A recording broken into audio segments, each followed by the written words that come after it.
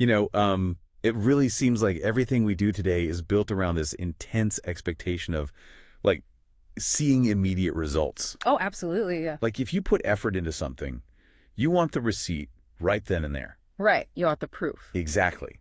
You plant a seed, and it's like you want to see the sprout break the dirt the very next morning. You want the leaves to uncurl so you can just point at it and say, look at what I made. Yeah. It's a very architectural way of looking at life Architectural, yeah. because you build the foundation, right? You put up the walls and then you step back to admire the structure. We treat organic growth as if it's some kind of construction project. Right. And we do this with literally everything. We do it with our kids, our careers, our personal growth. We just want a loud, measurable bloom. Something tangible. Yeah, something we can take a picture of and post online. Well, because that visible result is validating, you know? It tells us that we exist, that our efforts actually have meaning, and maybe most importantly, that we're in control of our environment. But then you encounter a text that just completely shatters that entire framework. Oh, yeah. Completely. You look into the actual hidden mechanics of how deep change happens, like how a root actually grows in the dark, and all that performative noise just evaporates. It's sobering. It really is. No. You're left staring at a landscape that is profoundly, almost terrifyingly quiet. Which is the absolute definition of existing in the dark. I mean, it requires stepping into a space where you have to surrender every single illusion of control you've spent your life building. And that is exactly where we are going today. So I want to invite you, the listener, to just step out of the frantic, metric-driven pace of your day. Yeah, just take a breath. Exactly. Just mentally put down the clipboard. We are descending into a space of intense philosophical stillness right now. We're doing a deep dive into a highly specific, existentially heavy document titled Propagation of Little Seeds. And this is by Syed M. Rahman. It is a truly remarkable piece of writing. I mean, it operates on a completely different frequency than the typical self-help or, productivity literature we're so used to consuming. Completely different. And our mission for this deep dive is pretty radical. Yeah. We're going to dismantle that modern obsession with loud, visible blooms. We have to. Right. We're going to explore what it actually means to adopt the perspective of a true gardener. And the core of that perspective is a terrifying but incredibly liberating truth. You are not the creator of life. Right. You are merely the delivery system for the rain. Which is a realization that, honestly, it demands a fundamental shift in how you operate in the world. Huge shift. The text actually describes this shift as entering a holy war. Right. But to be clear, it's not a war of, outward aggression, right? No, not at all. It is the militant, radical act of remaining completely silent, detached, and focused on the subsurface. And this is in a world that is constantly screaming at you to make some noise.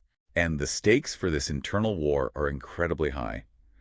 We are journeying today toward a concept the author calls the quantum snap. The quantum snap, yes. It's this exact sudden millisecond when an underground root finally catches the water and just awakens to the truth. It's a heavy moment. But before we can even begin to understand what that snap feels like, we have to look really honestly at the noisy world we're currently standing in. We have to set the stage. Right. We have to look at what Rahman diagnoses as the post-Dick age. I see this term from through the nose, but let's pause here because I really want to make sure we understand it. What exactly does Dick mean?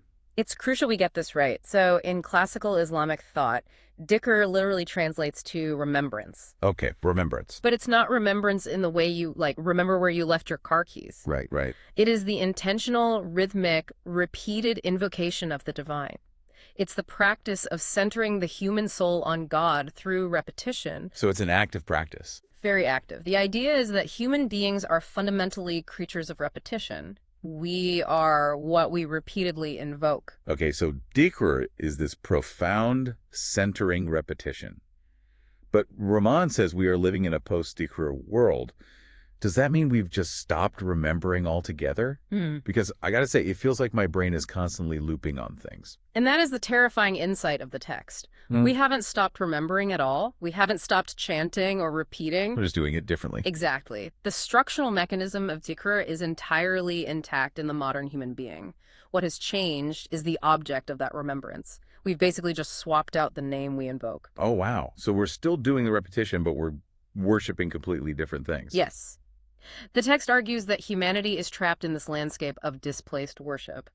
In this post-Dicker era, science becomes the Dicker of absolute control. Productivity becomes the Dicker we repeat to prove our human worth. Aesthetics, curated lifestyles, the things we post online, these become the Dicker of our identity. Think about checking your phone.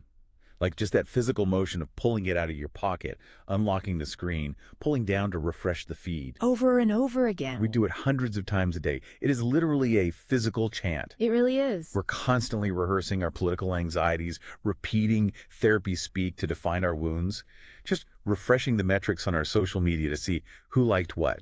We are essentially chanting to our own reflections. The ego itself has become the most frequently invoked name.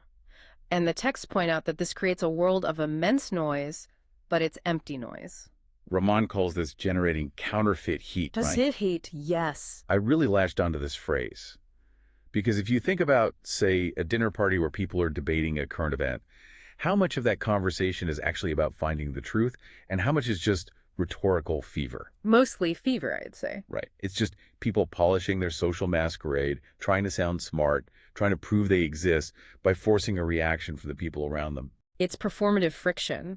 We generate this heat because we're terrified of what happens if the room goes quiet. We hate the silence. We can't stand it. We demand immediate, measurable output from ourselves and from literally everyone we interact with.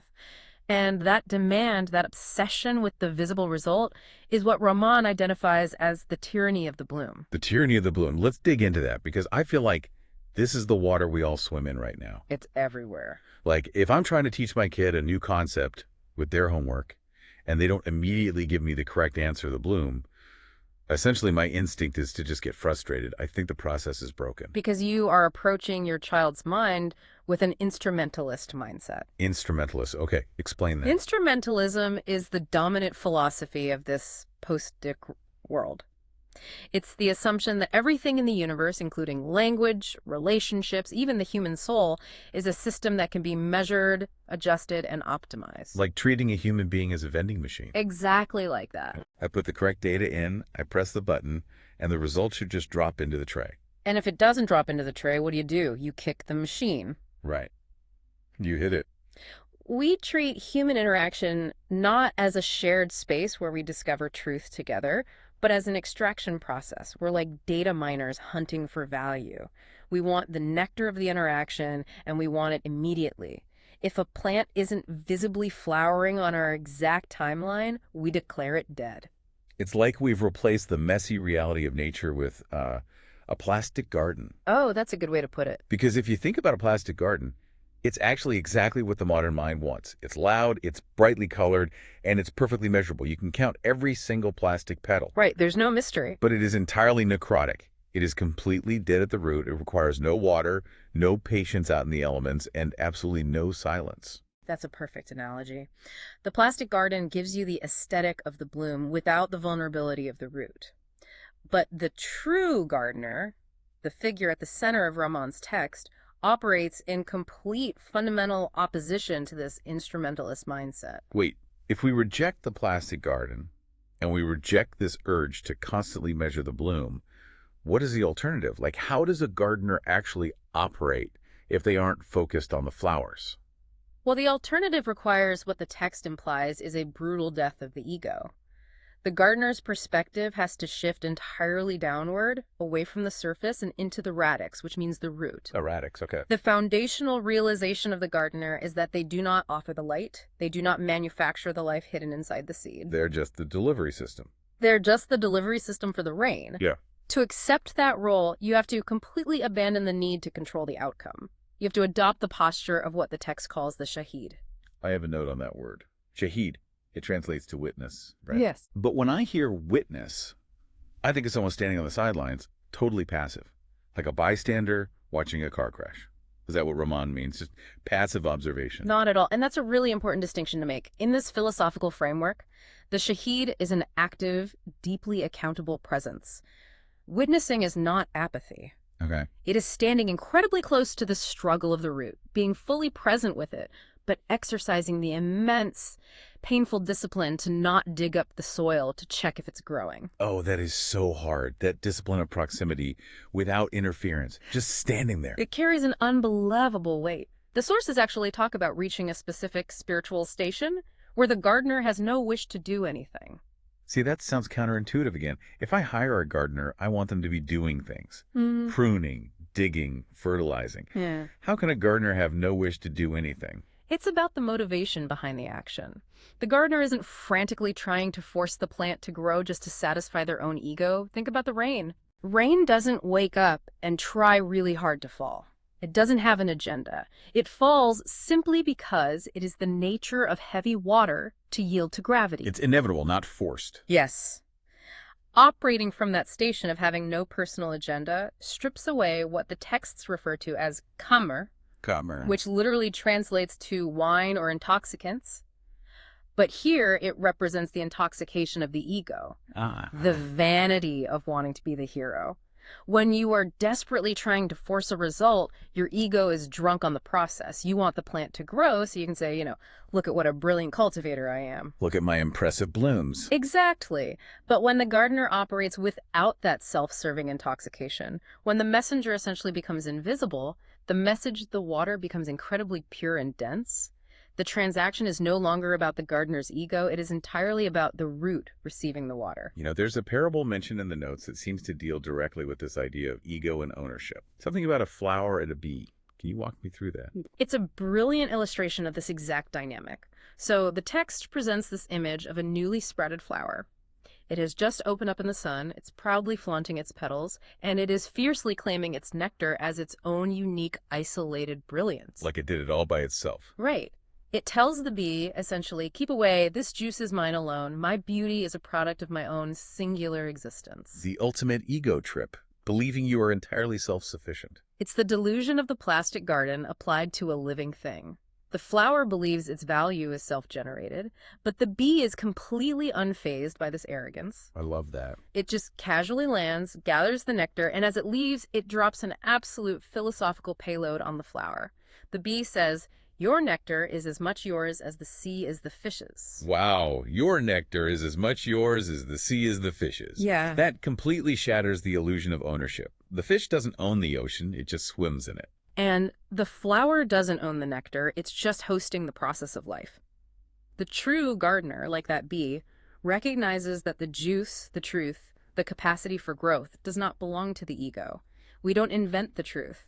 We don't own the vision. Right. We're all just acting as apertures, passageways for a reality that precedes us. So if I apply that to my own life, like if I'm trying to teach someone or help a friend through a crisis, I have to realize that my wisdom isn't actually mine. I'm just an aperture. And accepting that means I have to stop forcing my nectar on them. And that acceptance leads directly to what Rahman calls the holy war of staying quiet. We mentioned this earlier. In a modern world that demands constant noise, constant proof that you are adding value and fixing things, choosing to witness someone struggle in silence feels violent to the instrumentalist mind. Right, because if you aren't actively trying to fix the problem, society tells you that you don't care. Like silence is equated with abandonment. To combat that assumption, the sources use the profound metaphor of the chrysalis. Think about a chrysalis hanging from a branch. It's a dark, sealed, silent space. Looks totally dead. From the outside, yes, completely dead and inactive. But inside, the most intense structural labor is happening. The caterpillar is literally dissolving into a genetic soup and reforming into a completely different creature. It's the ultimate subsurface propagation. All the heavy lifting is happening in the dark. Now imagine the modern, metric-driven observer, the post-Decker mind, looking at that chrysalis. They panic at the silence. They look at it and think, nothing is happening. The system is stalled. Right. Where's the bloom? Where are you in the process? What is your current output? Yeah. They have this overwhelming urge to rip the chrysalis open just to measure the progress. But if you rip it open to measure it, you kill the butterfly. You destroy the very meaning that was trying to form. The true gardener has to wage a holy war against that urge. And the war is entirely internal. It is the agonizing discipline of protecting that silent, underground space where a human soul is doing its most profound labor, refusing the ego's demand to rip it open just to ease your own anxiety. Wait, let me make sure I'm following the logic here. If the gardener's primary job is to not interfere, to not rip open the chrysalis, to essentially stay totally hands-off, how do they ever actually communicate? That's the core question, isn't it? Yeah. Because how do they deliver the water? You said they are the delivery system, but if they are completely passive, nothing gets delivered. But they aren't passive. They just utilize a completely different mechanics of delivery. They utilize the mechanics of the rain. The texts describe rain as the ultimate act of least violence. Least violence.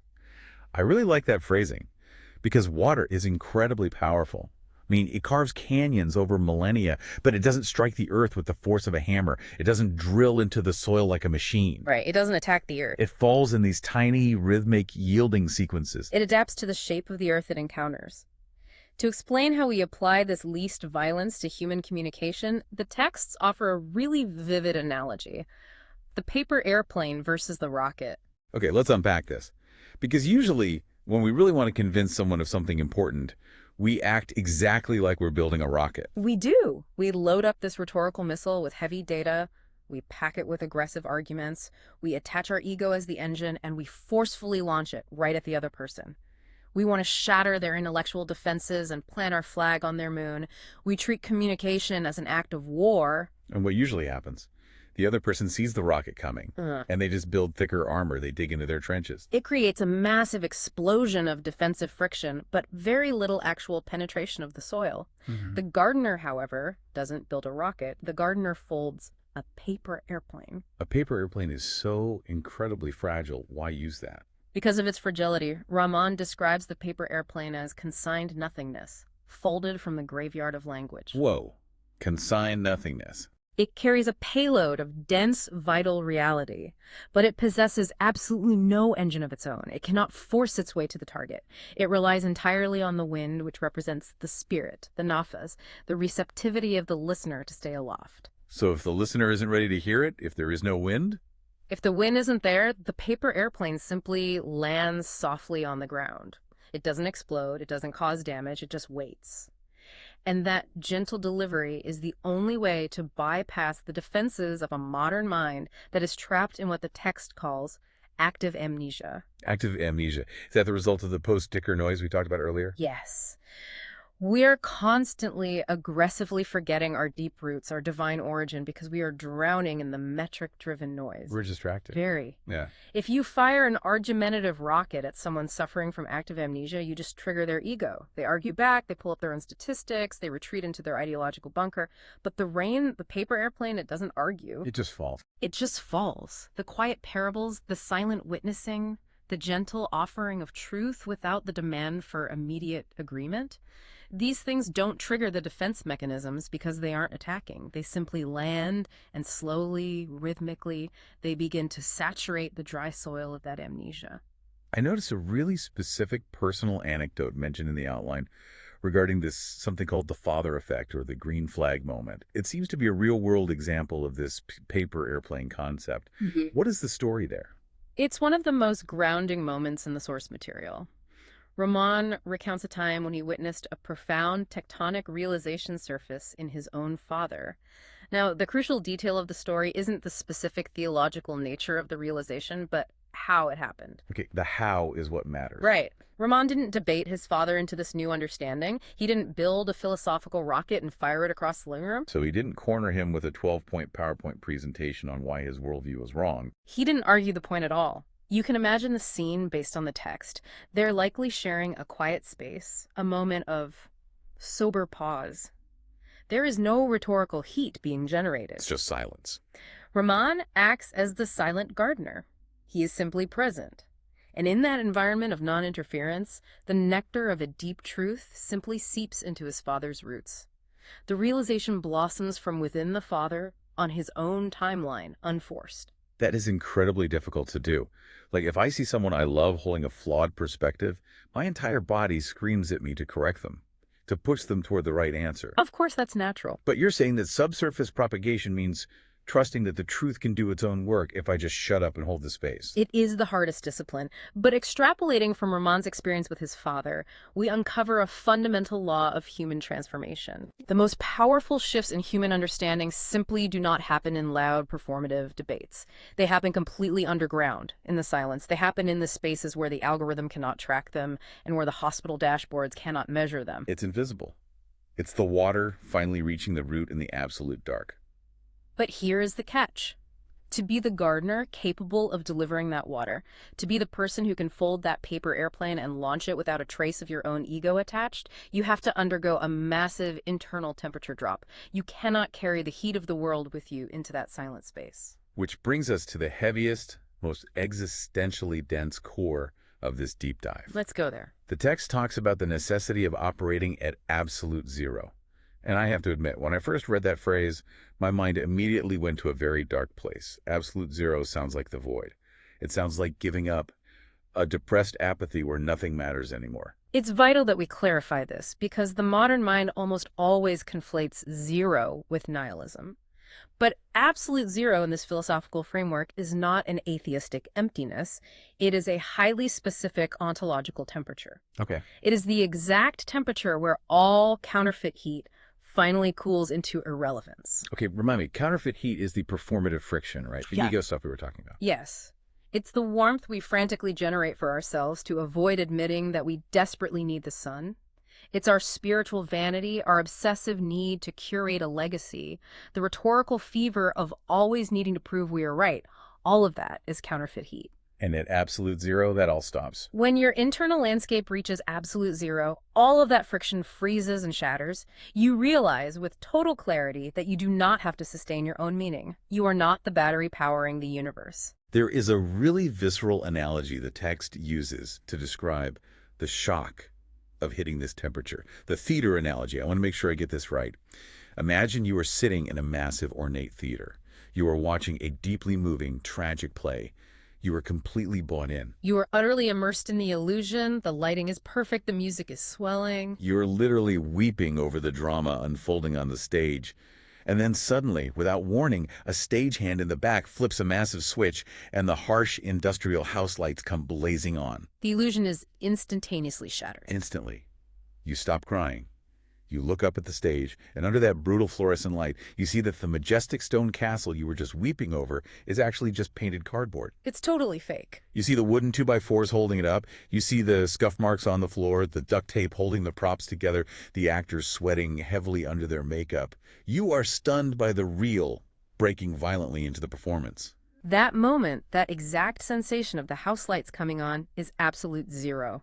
The ego can no longer pretend that the cardboard sets of its daily life are solid stone. It cannot unsee the tape on the floor. You can't put the genie back in the bottle. No.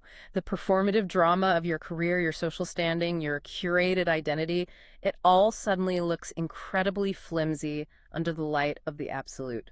I feel like once you see the cardboard, you can never go back to crying at the play in the same way. But the text issues a massive warning right at this juncture.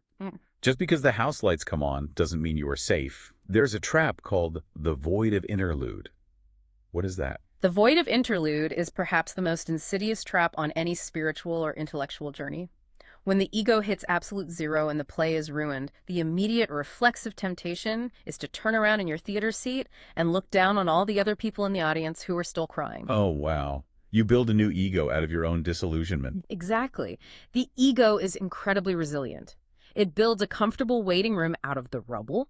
It uses therapy speak, academic rigor, or complex spiritual vocabulary to construct a new pedestal. It's like spiritual arrogance. It uses the 5% of partial light it just gained to build a throne. It sits there and says, look at all these poor fools trapped in the matrix, crying over cardboard. I am superior because I see the truth. This is the void of interlude, mistaking the realization of the illusion for actual humble transformation. So you just swap one form of counterfeit heat for another? You go from being the star of the play to being the arrogant critic in the front row. How does the gardener avoid doing that? How do you survive the house lights coming on without becoming a cynical snob? By committing to the relentless philosophy of to know is to know, spelled K-N-O-W is N-O. Wait, to know something is to say no to it. That sounds like a riddle. It is the core of apophatic theology, or the theology of negation. In the material world, we think knowing is about accumulation. We gather facts, we build solid definitions, we hoard concepts, and we stack them up to build our worldview. Right. But in the realm of the absolute, accumulating definitions of truth is just building a museum of idols. Because anything you can fully define is, by definition, finite. It's cardboard. Yes. True knowing in this context is an act of continuous subtraction. You relentlessly say no to every finite concept, every idol, every false ultimacy, every grand philosophy that attempts to masquerade as the infinite. You say no to your own intellectual vanity. You clear the field entirely. Wait, hold on. I have to step in here and push back on this because I think a lot of listeners might be feeling a sense of dread right now. I understand that. If I strip away literally everything, my identity, my definitions of success, my ego, my drive to fix things, if I just keep saying no until my internal field is completely empty, aren't I just giving up? Doesn't this relentless subtraction just lead to a cold, detached depression where I stop caring about my life or the people in it? That is the natural fear, and it's exactly why the text addresses it. The ego assumes that if it isn't in control, there is nothing but void. But the text argues that apathy is actually just another defense